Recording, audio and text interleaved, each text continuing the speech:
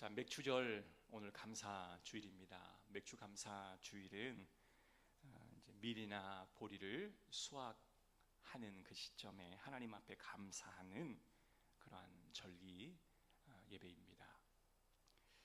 6월절로부터 7주 지난 후 지키는 것이기 때문에 77절이라기도 하고 또 오순절이라고도 하죠.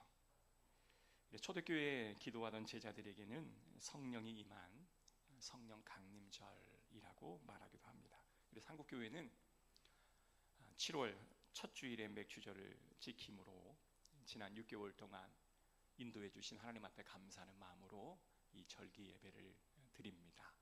여러분 오늘날이 무슨 날인지를 정확히 아시고 오늘 감사하는 마음으로 이 말씀을 받기를 주의 이름으로 축복합니다. 지난 6개월을 뒤돌아보면 여러분 참 좋았다 라고 여기시는 분이 계시나요? 아니면 참 힘들었다, 어려웠다 라고 고백하시는 분이 있을까요? 우리가 살아가면서 삶이 참 버겁다, 삶이 참 힘들다 이렇게 생각이 되시는 분들은 아마 삶의 짐이 나의 어깨를 누르고 있거나 그 짐을 그냥 겨우겨우 떠받치고 살아가고 있다라고 느끼는 사람이 대부분일 것입니다. 만약에 여러분이 이러한 감정을 느끼고 있다면 내가 이 상황을 감당하기에는 내가 참 힘이 없구나, 이 상황을 내가 지탱해 나가기에는 내가 너무 쇠지 안에 있구나 라고 느끼는 성도들일 것입니다. 이런 느낌을 받을 때마다 우리는 이 삶의 무게를 내가 어떻게 하면 좀 줄여볼 수 있을까, 내가 어떻게 하면 이 모든 삶의 무게를 감당해낼 수 있을까를 생각하게 되는 거예요. 자, 예수님께서 오늘 이 본문의 말씀을 하실 때에는 예수님의 생애의 거의 막바지 지점에 다다랐을 때입니다. 예수님이 공적인 사역을 거의 마감할 때쯤에 예루살렘에 올라가기 위해 이제 그 여정을 본격적으로 시작하던 그 때였습니다. 자, 예루살렘으로 가게 되면 우리가 너무나 잘 알다시피 예수 그리스도는 십자가의 길, 고난의 길을 걷고 전국에는 십자가에 달려 죽는 그러한 과정이 남아 있었기 때문에 예수님께서는 그 마지막 그 예루살렘 행을 앞두고 본인조차도 내가 이것을 다 감당할 수 있을까? 내가 이것을 좀 피할 수는 없을까라는 생각을 하셨던 것을 보면 지난 6개월 동안 우리가 가졌던 이러한 생각들은 전혀 큰 이상한 생각이 아닌 것을 우리 또한 느껴야 하는 것입니다. 주님은 사람들이 받을 수 있는 최상의 모욕감, 그리고 심한 굴욕, 비방, 억울함, 그리고 버림받음의 그 느낌을 다 몸소 받으셨기 때문에 예루살렘에 올라가는 그 모든 과정들은 예수님에게는 정말 큰 짐이 아니었을까라는 생각을 해보게 됩니다. 예수님과 가장 가까이 있었던 제자들, 3년 반이나 동고동락했던 제자들에게 자신의 미래의 사역의 계획을 말해도 그들은 전혀 다른 생각, 다른 말을 하고 있었기에 예수님은 자신의 그 힘든 상황을 누군가에게 함께 덜어줄 수 없었고 또한 덜어받을 사람도 없었기 때문에 예수님은 더더욱 그 힘든 여정을 걸어가고 있었음을 우리는 보게 됩니다.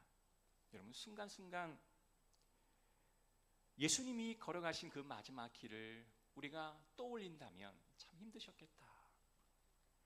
그러면 예수님이 이 힘든 상황을 어떻게 뚫고 가셨을까를 우리가 알아본다면 저와 여러분도 이 힘든 여정들을 잘 뚫고 나갈 수 있을 줄로 믿습니다.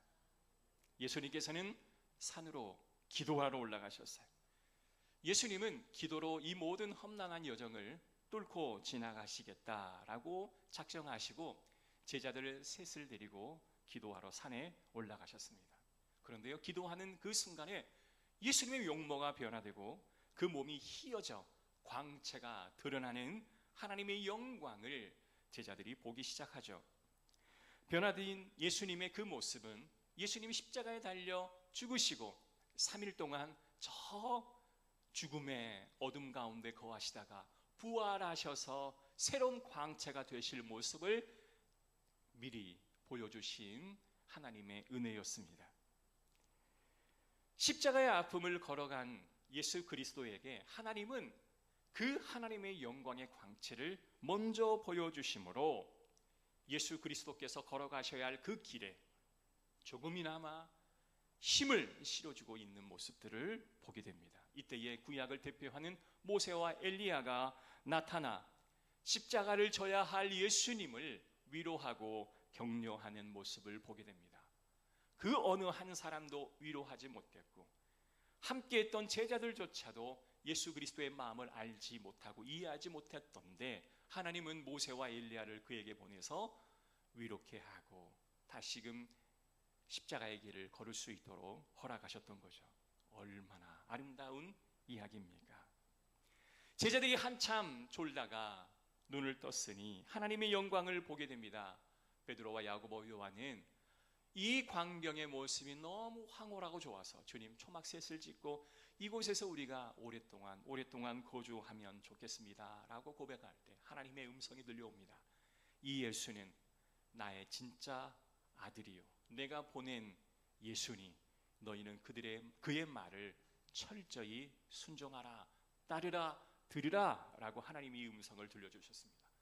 막 잠에서 깨어서 환상을 보는 그러한 제자들의 몽롱한 상태에서 하나님의 음성이 들려왔기에 하나님이 음성으로 우리에게 들려주셨구나, 이분이 진짜 하나님이 보내신 예수 그리스도가 맞구나 라는 확신은 들었으나 예수 그리스도께서 십자가에 져야 한다라는 사실조차까지는 그들이 이해하지를 못했던 거예요.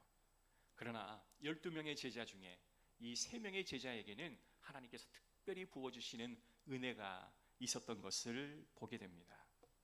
여러분, 이렇듯 제자들은 전혀 예수님의 말씀에 귀를 기울일 수도 없었고, 왜냐하면 다른 생각을 하고 있었기 때문에 그렇습니다. 우리가 살아가는 삶의 어떤 가치와 정체성이 전혀 예수님과 달랐었기 때문에 예수님은 아주 일방적으로 그리고 아주 지속적으로 계속적인 본인의 고난과 십자가의 죽으심과 다시 살아나심을 말했지만 그들은 전혀 다른 각도에서 예수님의 말씀을 받아들였기에 그들은 알아챌 수 없었던 거예요. 언제 그들이 비로소 알아챕니까? 예수님이 부활하신 이후에 엠마오로 가는 그 제자에게 나타나셨을 때 비로소 그들이 예수님이 하시는 말씀을 조금이나마 깨달을 수 있었던 것이었기 때문에 예수님이 십자가를 지시기 그 바로 직전까지 제자들은 예수님의 죽음과 부활에 대해서 전혀 감을 잡지 못했다라고 하는 것이 옳은 해석일 것입니다. 자, 그렇다고 한다면 예수님의 마음을 그 누구도 공감해 주지 못하고 예수님이 가실 그 길을 그 누구도 이해할 수 없었던 것이기에 예수님의 그 외로움과 그 고난을 혼자 직면해야 하는 그 아픔은 이루 말할 수 없을 정도로 컸을 것이다 라고 생각이 되어집니다. 그러나 이 막막한 현실을 예수님은 기도하심으로 뚫고 지나가고 있음을 우리는 기억해야 할 줄로 믿습니다. 본문의 상황도 비슷했습니다. 세 제자야 산에 올라가 그 신령한 예수 그리스도의 그 육체의 아름다움을 보았기에 예수님의 말씀을 거부하지 말고 따라야겠다라고 생각했지만 그 정도까지만 생각했던 거죠. 그러나 산 아래의 제자들은 이 하나님의 광채, 하나님의 놀라움의 그 임재를 보지 못했었기 때문에 하룻밤을 지내고 내려왔을 때 수많은 사람들이 모여 있었던 거예요. 제자들과 수없이 많은 사람들이 모여 있었습니다. 그때 한 사람이 나와 소리 지릅니다. 예수님, 하나밖에 없는 나의 아들이 비병을 지릅니다. 아무리 우리가 하려 해도 이 아이가 자신의 몸을 상하게 하고 자신의 몸을 이렇게 다치게 하니 이 아들 좀 봐주십시오. 간절한 마음으로 예수님께 와서 이야기합니다. 내가 제자들에게 부탁했으다. 이 제자는 자기의 방법으로는, 자기의 능력으로는 이 아이의 질병을 고칠 수 없다고 하니 어떻게 합니까? 주님께서 해주셔야 되겠습니까? 해주셔야 됩니다. 41절의 말씀을 보니까 예수님께서 이 믿음이 없는 이 삐뚤어진 세대예요. 내가 언제나 얼마까지 너희를 향하여 참아야 하겠느냐라고 예수님은 크게 꾸짖으셨어요. 예수님의 말씀의 핵심은 딱 한 가지였습니다. 믿음이 있으면 이 일이 해결될 텐데 너희 가운데 믿음이 없다라고 이야기하였던 거예요. 마가복음에 보면 믿음 이야기를 하면서 할 수 있으시다면 해 주십시오. 이 할 수 있다라는 이 말이 무슨 말입니까? 믿음이 있다면 할 수 없는 게 없는 거예요. 아버지, 그 아버지가 믿음 없음을 도와달라고 이야기합니다. 자, 이 아버지는 믿음 없어서 할 수 없었던 것을 제대로 알고 나의 믿음 없음을 도와주십시오라고 이야기했던 거예요. 제자들도 이해하지 못했던 것을 이 몸이 아픈 이 아들을 둔 아버지는 예수님의 그 말씀의 본질을 정확하게 파악하고 이해하고 있었음을 우리는 알 수 있습니다. 아홉의 제자는 믿음이 없어서 귀신을 쫓아내지 못했습니다. 그 후에 제자들은 예수님께 찾아와서 예수님, 우리가 어떻게 귀신을 쫓아내지 못했습니까? 마가복음 9장 29절의 말씀 보면 기도 외에는 이 귀신을 쫓아낼 방법이 없다라고 이야기합니다. 자, 여기서 우리가 주목해야 될 것은 기도와 믿음을 예수님은 연결시켜 지금 말씀하고 있다는 거예요. 무슨 말일까요? 믿음이 있다고 하는데 기도하지 않으면 믿음이 없는 것이고, 기도하고 있다면 그들은 믿음이 있다라고 말하는 것입니다. 사랑하는 성도 여러분, 믿음은 기도로 증명되어지는 겁니다. 믿음이 있으면 기도로 우리가 나아가야 하고 그 기도함으로 우리 모든 일들을 해결할 수가 있다라는 거예요. 믿음이 없는 세대여, 내가 언제까지 너희와 함께 있을 수 있더냐? 내가 함께 하면서까지도 너희에게 다 보여주고 시범을 보여주고 알려주고 가르쳐 주었음에도 불구하고 너희가 아무것도 하지 못했는데 내가 언제까지 너희 곁에 머물 수 있겠느냐? 언제까지 내가 너희들의 뒤치다거리를 하면서 내가 너희를 보호할 수 있겠더냐라고 주님께서는 말씀하시는 거예요. 사랑하는 성도 여러분, 믿음과 기도는 아주 깊은 연관이 있습니다. 사랑하는 성도 여러분, 우리의 믿음과 우리가 하는 그 기도는 매우 밀접한 상관관계가 있음을 우리는 기억해야 할 줄로 믿습니다. 어떤 동네에 빽없고 가난한 한 여인이 있었습니다. 억울한 문제로 가슴이 아파 죽을 지경이었습니다. 이 일을 해결해 줄 사람은 오직 딱 한 사람, 재판장인데 이 재판장이 참으로 안타깝게도 불의한 재판관이었어요. 돈을 주면 그냥 그 돈을 받고 그 사람에게 죄 없다라고 말하고, 돈을 주지 않으면 죄가 없어도 죄 있다라고 말하는 불의한 재판관이었다고 하는 겁니다. 그런데 이 여인이 얼마나 간절하게 이 재판장에게 찾아가서 간절히 예언하고 간청하기를 끊이지를 않으니 이 불의한 재판장마저도 저 과부의 이야기를 내가 들어줘야겠다. 왜? 너무 귀찮게 하니까. 사람도 이러할진데 하나님 앞에 믿음으로 구하는데 어찌 하나님이 들어주지 아니하겠느냐라는 말씀을 하시는 거예요. 그래서 밤낮 부르짖는 이 과부의 행위가 바로 믿음으로 부르짖는 기도였다라고 이야기하는 거예요. 여러분, 기도하지 않으면 믿음이 없다라는 것에 여러분 동의하셔야 됩니다. 내가 일주일 내내 기도하지 않았는데 내가 믿음이 있다라고 말씀하는 것을 여러분 믿지 않기를 주의 이름으로 축복합니다. 여러분, 급한 일 있으면 사람들에게 전화해서 우리는 도움을 요청하잖아요. 어떤 일을 시작하기 전에도 내가 큰 뭔가가 필요하면 사람들에게 다 전화를 돌리고 서신을 돌려서 뭔가 도움을 받으려고 하잖아요. 여러분, 사람도 사람에게 도움을 구하잖아요. 그것이 올바른 일이든 올바르지 않는 일이든 많은 사람들은 그런 방식으로 자신의 그 어려운 이 상황을 타결하려 애를 씁니다. 그러나 기도하지는 않습니다. 내가 힘든 여정에 있다면 우리는 기도하는 사람이 되어야 할 줄로 믿습니다.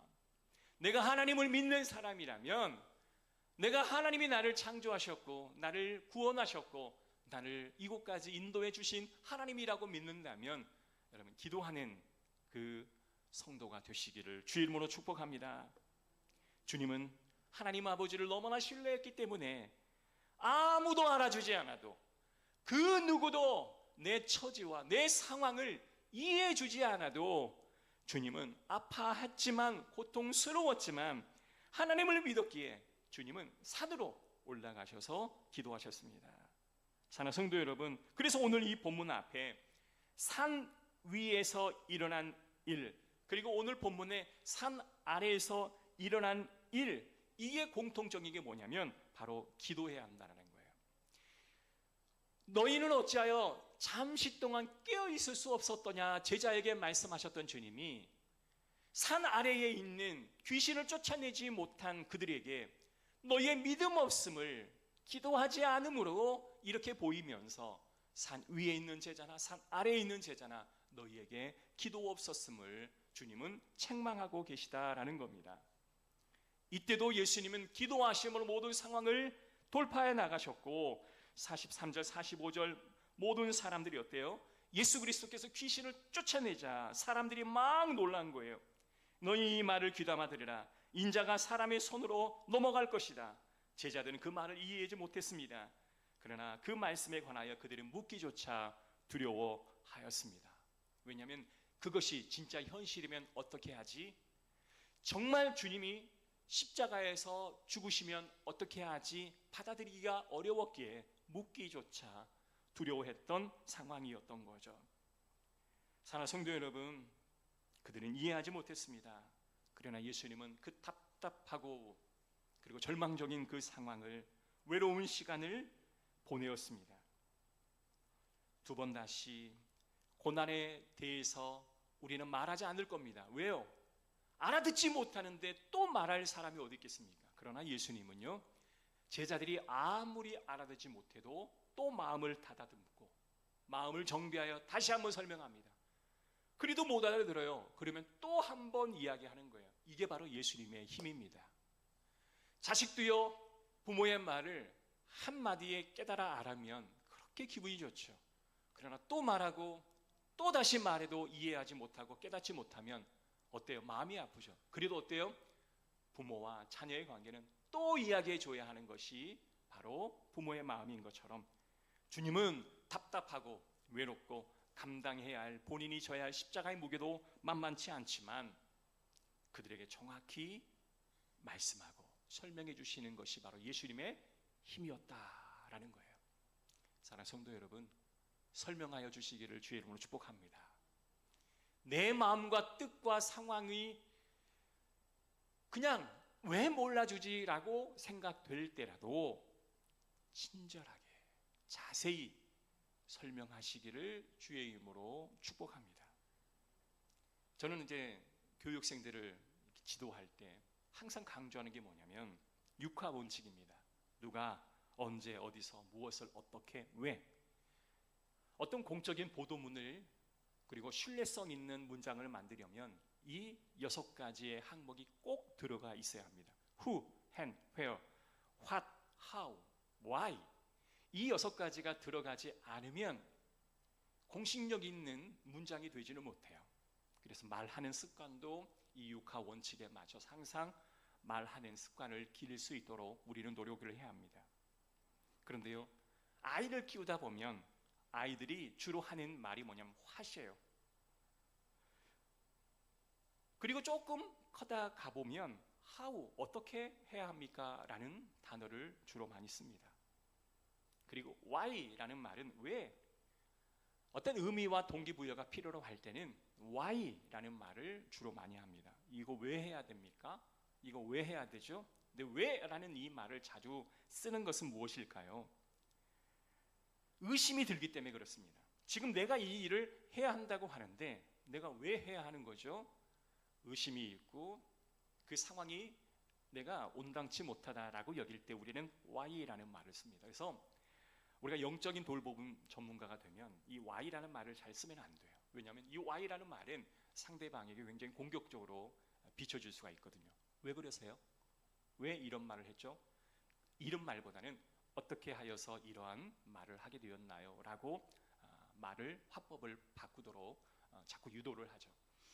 여러분, 왜라는 말은 좋은 상황에서 쓰기보다는 내가 받아들이지 않고 싶은 상황에 우리는 왜라는 말을 많이 합니다.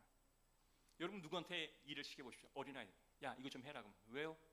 이런 말을 하는 건 뭐예요? 나 하기 싫은데 왜 일을 시키는 거예요? 라는 마음에 기저에 깔린 감정입니다.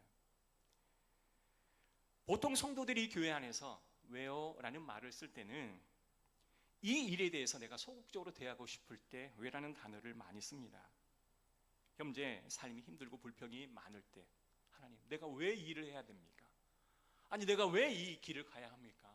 내가 왜 이 성도를 책임져야 하며 왜 내가 이 성도들을 내가 뒤치다거리를 해야 되는 겁니까? 이 일을 소극적으로 대하고 싶을 때 우리는 하나님 앞에 왜? 라는 말을 자주 하고 있습니다. 다 포기하고 싶은데 어쩔 수 없이 하고 있을 때 왜? 라는 말을 해요. 살아가다 보면 내가 한계에 거의 다 봉착하여 더 이상 힘을 낼 수 없을 그때도 하나님 왜 그러십니까? 라는 말을 하게 될 때가 굉장히 많습니다. 여러분, 최근에 하나님 앞에 기도할 때 왜 이런 단어를 쓰신 적이 없으신지요? 주님은 이러할 때 어떻게 해결하셨을까요? 기도로 그 상황을 돌파하셨습니다. 할렐루야. 주님 내가 왜 십자가를 져야 합니까? 라고 그런 생각이 들 때 주님은 기도의 자리에 가셔서 그 상황을 뚫고 지나가셨어요. 사랑하는 성도 여러분, 우리의 상황이 꼭 이러한 상황일 때 여러분, 우리도 기도의 자리로 나아가서 주님 앞에 부르짖는 저와 여러분 되시기를 주의 이름으로 축복합니다. 힘들고 어려울 때 여러분 기도하셔야지 하나님이 응답해 주시는 것도 우리가 알죠.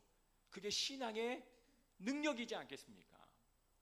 힘들고 어려울 때 기도하지 않으면 응답해 주셔도 이게 하나님이 주신 응답인지 그냥 자연 발생적으로 이루어진 응답인지 모르기에 감사가 안 되는 거예요. 감사가 안 되는 거예요. 왜요?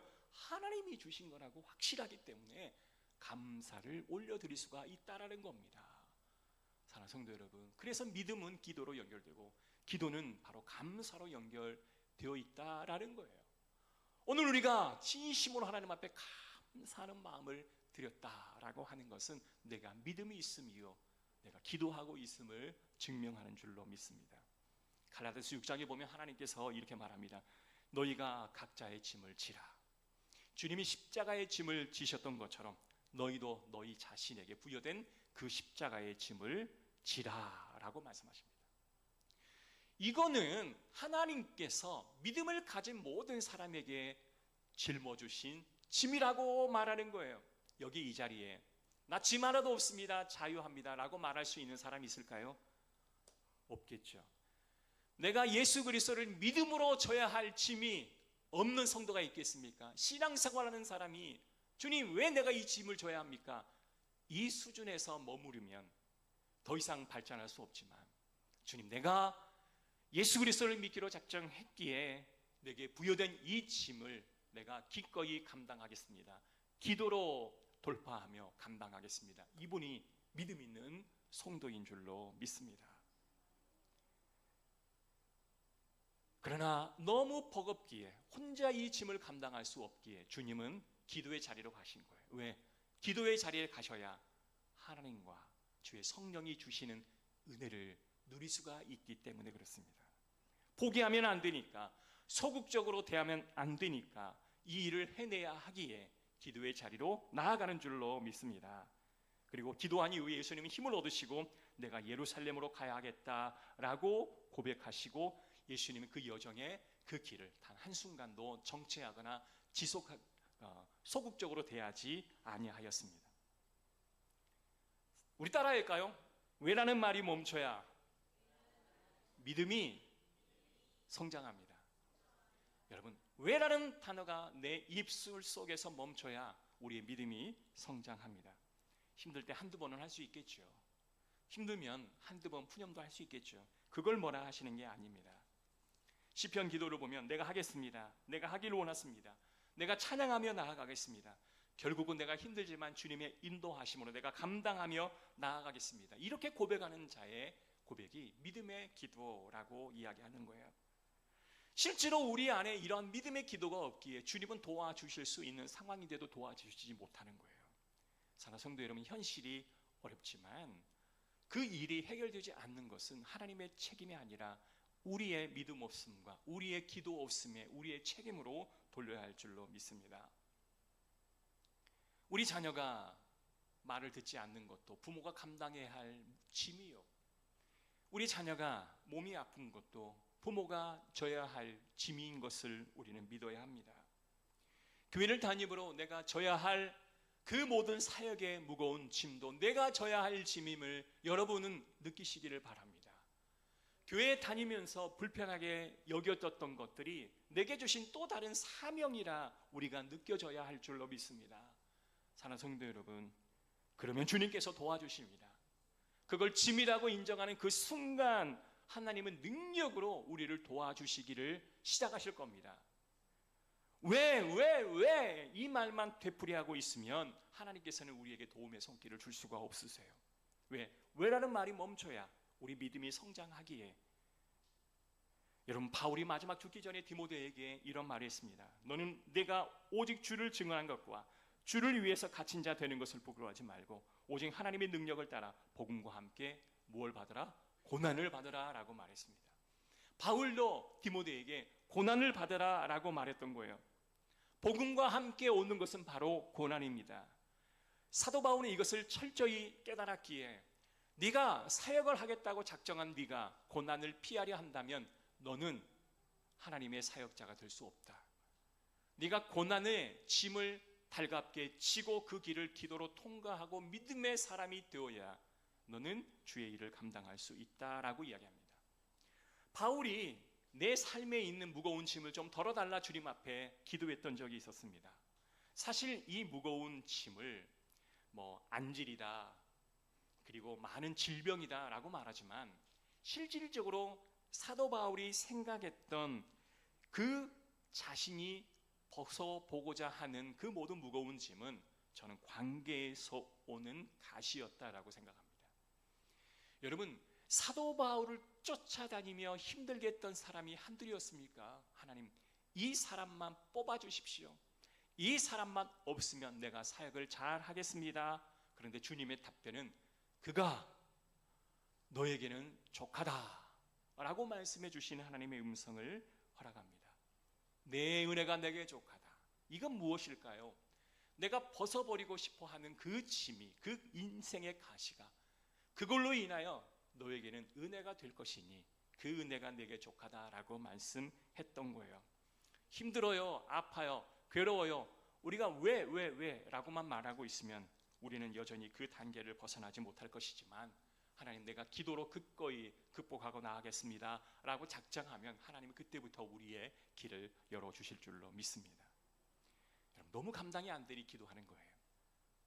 우리 힘으로는 도저히 이해할 수 없고 감당이 안 되니 기도하는 겁니다. 사랑하는 성도 여러분, 우리는 맥주 감사주의를 오늘 지키고 있습니다. 지난 6개월을 한번 되돌아보시기 바랍니다. 저는 여러분의 삶을 내가 다 알 수는 없으나 능력과 우리에게 하나님의 역사를 부어주실 그런 날들을 하나님은 기대하고 계실 줄로 믿습니다. 그러나 오늘 우리가 믿음으로 그 짐을 지지 못하고 늘 왜라는 말만을 반복하면서 소극적으로 그리고 적극적이지 않는 모습으로 그 상황을 모면할 모양으로 우리가 그렇게 대하고 있다면 하나님은 아무 일도 하실 수 없다라는 거예요. 그럼 믿음으로 그 짐을 지시고 내 육체의 가시를 뽑아달라 기도하기보다 하나님, 이것을 기도로 내가 돌파하겠으니 내게 주신 그 은혜가 족한 줄로 믿습니다. 주님, 하겠습니다. 내가 이 어려운 상황에 직면하고 예루살렘에 걸어가신 주님이 포기하지 않으셨던 것처럼 저도 포기하지 않고 걸어가겠습니다. 그렇게 기도하는 저와 여러분 되시기를 주의 이름으로 축복합니다.